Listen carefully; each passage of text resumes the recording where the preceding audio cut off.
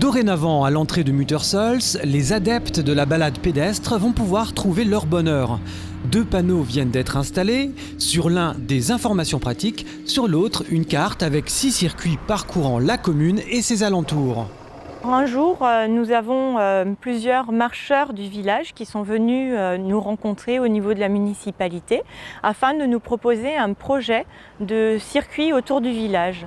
Ce sont des personnes qui aiment marcher, qui se sont dit qu'il y a peut-être d'autres personnes qui au sein du village aimeraient pouvoir marcher, ou bien des promeneurs des alentours, ou encore des personnes en hébergement dans les gîtes du village, qui souhaiteraient également se promener autour du village mais qui ne connaissent pas les abords et qui auraient peut-être la crainte de se perdre.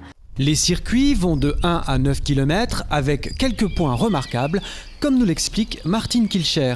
Alors ici nous sommes sur la digue des Hautes-Eaux, c'est-à-dire la digue qui protège le village des inondations. Et donc devant nous s'étendent des prairies inondables, donc c'est un paysage bocagé. C'est avec en toile de fond le Haut-Königsbourg.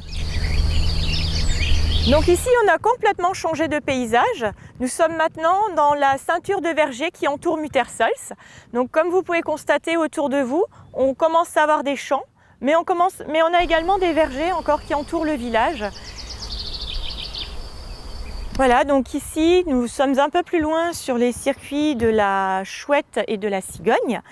Et donc nous traversons une petite rivière qui est une rivière qui a des sources phréatiques, qui est le Langert, qui traverse Muttersholz un peu plus loin. Les circuits sont également l'occasion de faire quelques découvertes historiques. Là, le circuit passe à cet endroit-là par un petit mémorial donc, qui est dédié au crash d'un avion qui a eu lieu donc, le 18 mars 1944, où l'équipage a été sain et sauf. Cet avion s'est en effet abîmé dans un marécage, donc à proximité du village, ici dans les champs juste à côté. Là, nous sommes face à 2 grands blocs. Il s'agit en fait d'anciens ponts de la voie ferrée. En effet, il y avait un train, Sriadpan, qui circulait de Sélestat à Suntuz et qui a été ouvert à la circulation en 1910.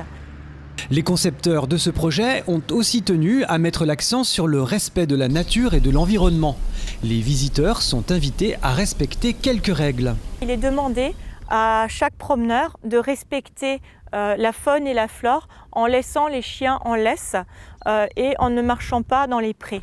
En effet, les prés sont aussi l'outil de travail des agriculteurs puisque cette herbe va être fauchée pour ensuite être transformée en foin, en regain, pour nourrir les bovins. Plusieurs partenaires ont participé à ce projet d'itinéraire balisé. La ville de Muttersholz, la communauté de communes, le club vosgien et des établissements privés. Les 3 randonneurs à l'origine de cette initiative envisagent à présent de relier les circuits avec ceux des communes avoisinantes.